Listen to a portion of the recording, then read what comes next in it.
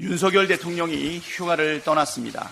휴가 기간 대부분을 지역 경제 활성화 차원에서 서울이 아닌 지역에서 보낸다고 대통령실이 설명했습니다. 이왕 간 휴가 맛집 투어하면서 과음만 하지 마시고 민생 현장의 고통과 어려움을 직접 피부로 체감하는 계기가 되기를 바랍니다.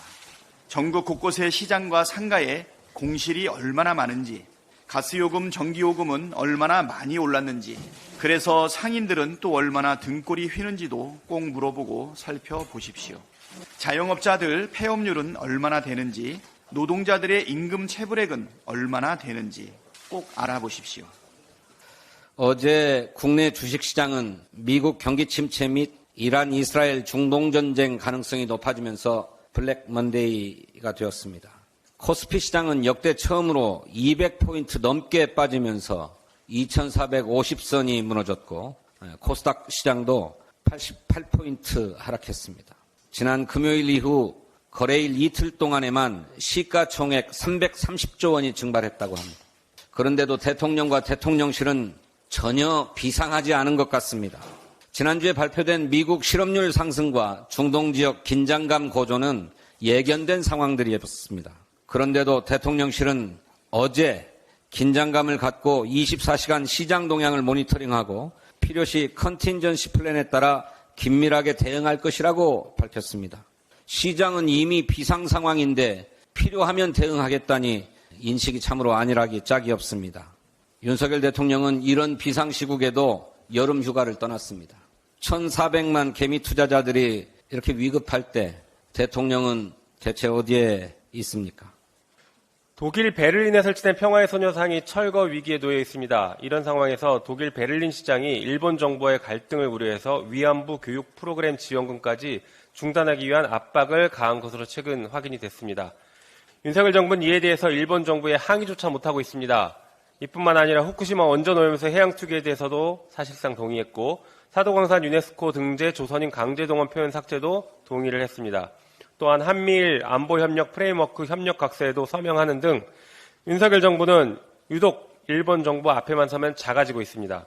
한국에서는 거부권을 남발하더니 일본에는 찬성권을 남발하고 있습니다. 윤석열 대통령의 신념인지 묻고 싶습니다. 의대 정원 증원이라는 해묵은 과제를 어설프게 접근한 윤석열 정부는 이 문제를 해결할 구체적인 출구 전략을 내놓지 못하고 있습니다. 의료계 역시 국민과 환자의 불편을 아랑곳하지 않고 부당함을 호소하며 불만만 토로하는 실정입니다. 특히 현장의 상황을 보면 지역 필수 의료를 살리겠다던 윤석열 정부의 의료 계획은 정말 무색할 지경입니다. 다친 상처를 치료하기 위해서 찾아간 병원에서 문전박대를 당해 27곳이나 뺑뺑이를 돌던 발달장애인, 교통사고로 발목이 절단되어 응급실을 뺑뺑이 돌다가 결국 사망하신 70대 어르신까지 왜 우리 국민들께서 이런 상황까지 감당해야 하는 것입니까? 치료받기 위해, 살기 위해 병원을 찾는 환자들이 제대로 된 조치도 받지 못한 채 생사의 갈림길에 내몰리는 이 비극을 도대체 언제까지 두고 봐야만 합니까? 아무런 잘못이 없는 국민과 환자들이 더 이상 희생되지 않도록 정부와 의료계는 의료 공백 사태에 막중한 책임감을 갖고 조속한 해결을 위해 즉각 나서주시기 바랍니다.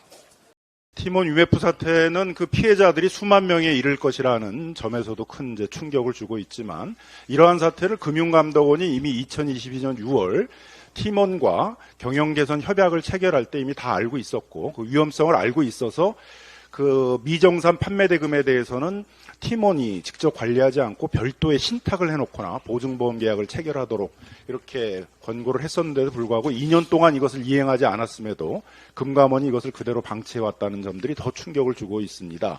왜 방치를 했냐에 대해서는 입법적 불비가 있었다라고 주장을 하지만 만일 소비자하고 판매자들에게 위험 경고를 했을 때 팀원이 경영상의 어려움을 겪지 않을 것인가를 걱정했다고 합니다.